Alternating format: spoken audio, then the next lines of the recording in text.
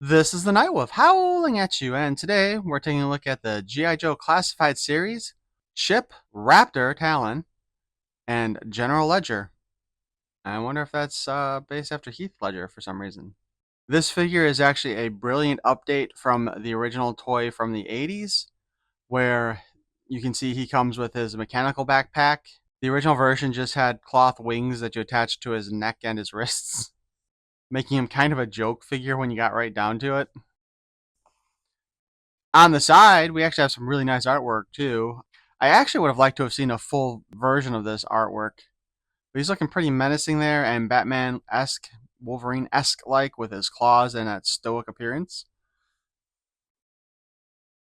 And on the back, we do get our usual product render shot showing him in action. And it really does look pretty cool. I really think this is a great update for this figure. Well, let's go ahead and open him up and take a look.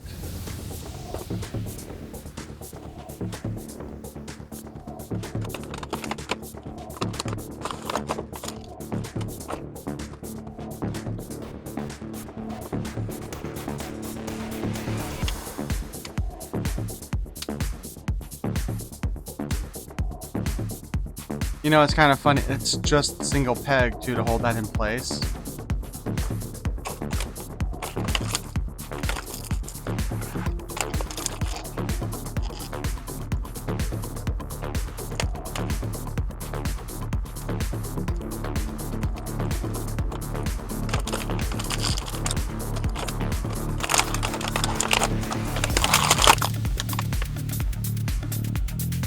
This would be General Ledger. I think it's a little too bad that they didn't give us two versions here. So we have one in flight also. This one just having a peg to stick on somewhere on his body, I'm assuming. Yeah, he's got a peg hole on the back of his wrists, both of them. So, I want to say that the original figure came with the Falcon that was in flight already looking. So, actually, they did the same with Polly too, with Shipwreck, where I think Polly looked like he was in flight in the original toy, but they just made him as a static sit on the arm figure. That's kind of a missed opportunity, considering that this guy's supposed to be a falconer, and part of what you might want to do is have the falcon attacking the Joes, and you don't really get that when it's just standing there with the hood on. The helmet slash mask actually looks really nicely done. A bit sorceress-esque from Masters of the Universe. I wonder if you could create a crossover figure between Masters of the Universe and G.I. Joe and use this to make a G.I. Joe sorceress.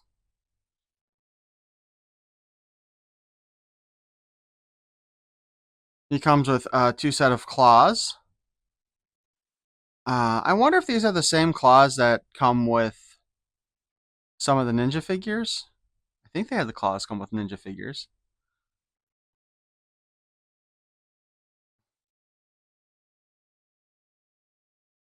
We get one dagger.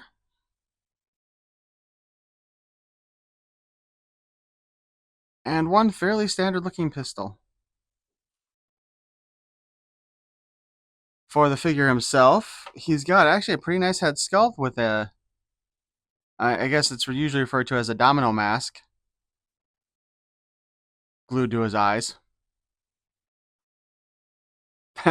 That's one heck of a haircut right there too, by the way.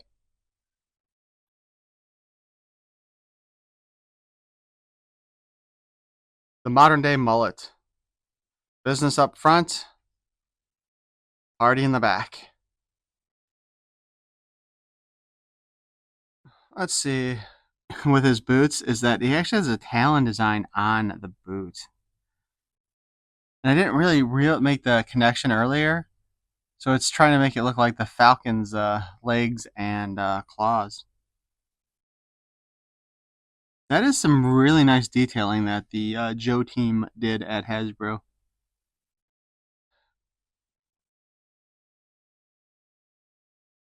Looks like in his case, there's just a little spot there for the dagger. So his dagger is not fully sheathed like other ones. And then, of course, we do have the belt with the holster for the pistol. By the way, look at the belt detail there. I wonder if he hails from Texas with the big belt buckle.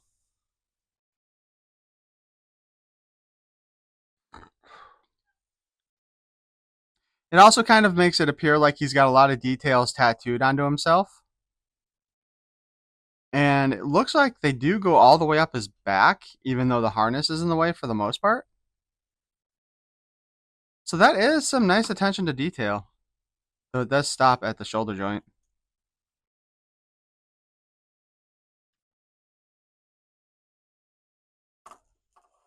We'll set the backpack aside still for the moment. Articulation wise, well, let's go ahead and put his helmet on. The helmet just kind of sits on his head, just friction wise. It's not even a very tight fit, to be honest, which is a little bit disappointing. But with the helmet on, basically he can look left and right. The helmet, of course, slides around out of place when you do that. Kind of look down a little bit, look back a little bit. If we take it off, we do have the G.I. Joe chicken neck. But to be perfectly honest with you, the up and down is not particularly good on this figure. The up is probably affected partially by the hair there, but it also just seems like the design of the head in general is not taking full advantage of the ball joint.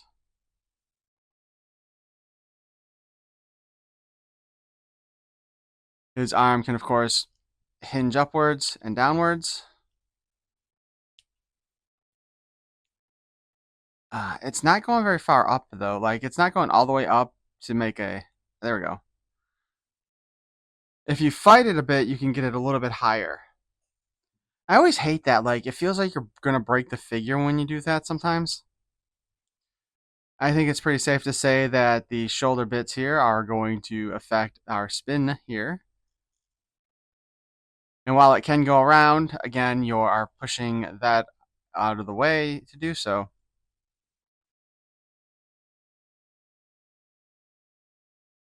So at the very least, the harness does not actually stop the spin. It just has a massive effect to it.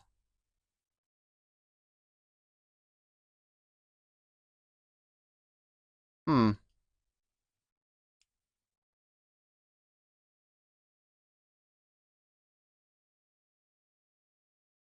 Hmm. Interesting. Okay.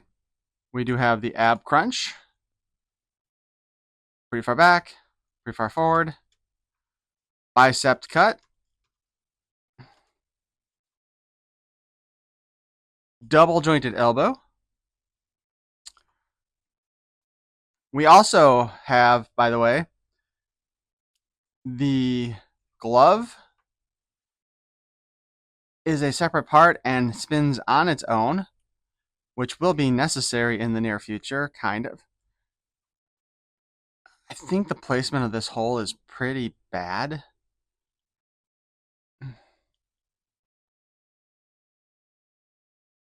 All right, so based on the way the art is designed here, or the art, but the coloring, I think it's safe to assume that this gray part is supposed to be on the inside.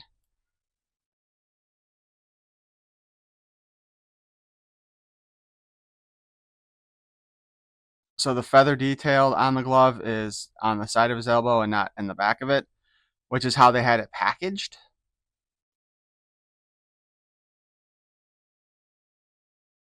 But then that leaves that right there. The hole for the Falcon is on the side and not the top. So you need to actually spin this even more in order to place his Falcon on him. And hopefully I can get it. You might notice that the Falcon doesn't exactly sit properly on his arm either. Literally looks like he's just like leaning on his heels there. So I think part of the issue with this is how it would sit if you have it just sitting there in what would look like the proper positioning for the glove. And they should have like had the hole up here. Although I suppose sometimes when you watch the falconry shows, like at the medieval fairs, I guess maybe they might turn their wrist all the way like this, or arm all the way like this before they put it out.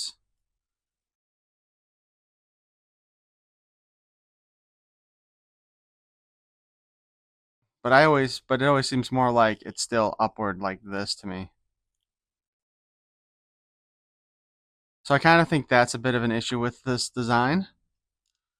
We have the ball joint at the waist, allowing us to spin and rotate around a bit. We have the general G.I. Joe drop down hips for added leg posability, which of course we can kick him over and up like this.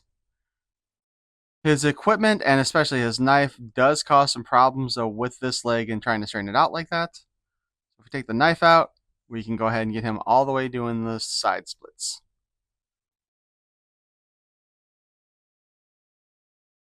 So it's kind of too bad the knife wasn't put someplace else. I kind of think like this would have been a good character for the knife to have gone into the boots, you know? Because it's not like you're likely to reuse these boot designs on anybody else. We do have a thigh cut, as per usual. Double jointed knee. We have the boot cut spin. Hinge at the ankle. And a spin there as well.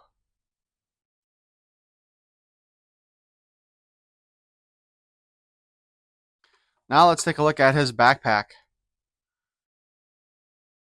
The plastic is fairly thin. I will admit I would be kind of afraid that there's a possibility of it breaking on you.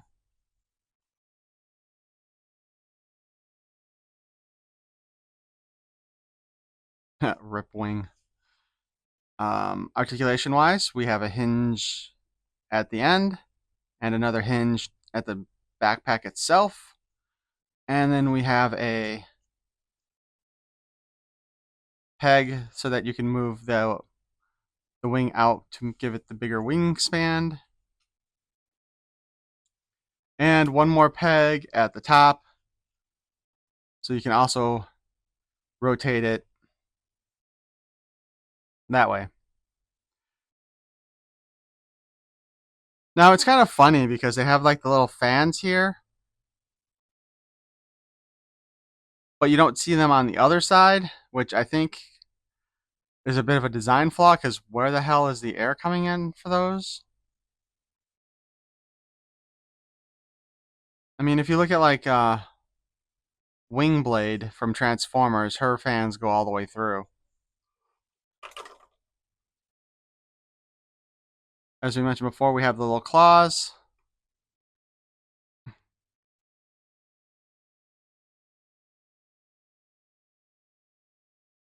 They are a pain in the butt to get into his hands. Like, on the one hand, it kind of would have been, oh man. It would have been kind of nice if the claws had been designed to just snap on. But I will say, at least they'll hold on a little bit better here. But getting them into a good position so they look properly placed, not easy.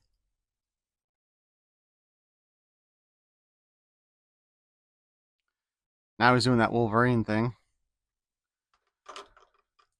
We can attach his backpack.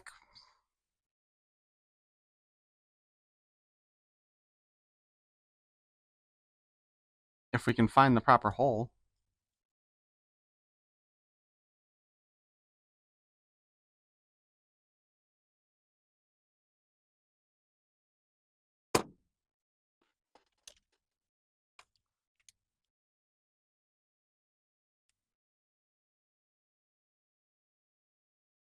So again, spread the wings out like that. We can rotate them up. I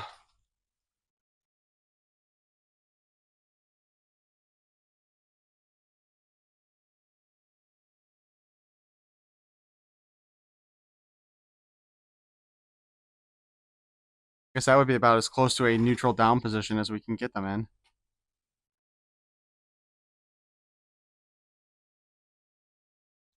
I do think this is going to be a good display piece. I think it'd be fine to play with too, for the most part. But again, I'm kind of afraid with how thin the plastic is here that you might break the wings. Depending upon how strong the quote metal would be on his wings, you can also see that Raptor could actually use them for some body armor protection from a full frontal assault. And again, my little issue with the positioning of the hole in the glove. I really do think that the hole should have been put right about here. Now, what's interesting too is I've got the vintage file card, and the name was unknown at that time.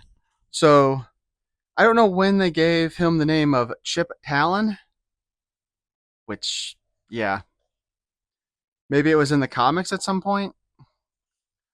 But codename Raptor, Cobra Falconeer, file name unknown. This may be my favorite part, actually. Raptor was a yuppie tax consultant. Yeah, tax consultant. I think dealing with taxes could turn anybody to a Cobra. Who took up falconry as a pastime and soon became obsessed with the avian blood sport. He discovered that by breeding bigger and stronger birds and equipping them with steel-tipped talons, they were capable of attacking much more profitable game. Okay, so I'd like to point out, they're talking again bigger and stronger birds, and that's a really small falcon. It may be about to scale for a regular falcon, but if this guy is supposed to be breeding larger ones, we should have gotten a bigger falcon too. He was caught poaching on the Cobra Mink Ranch by Destro. Okay, Cobra has a mink ranch? I guess at least they're doing some legitimate business with Cobra to try to make money and not just stealing stuff. Raptor joined the ranks of Cobra legions and began to work on developing a bird of prey strong enough to attack G.I. Joe. Raptor doesn't have any delusions about what he is, even if he dresses up in that bird suit of his and spends most of his time in a giant bird cage.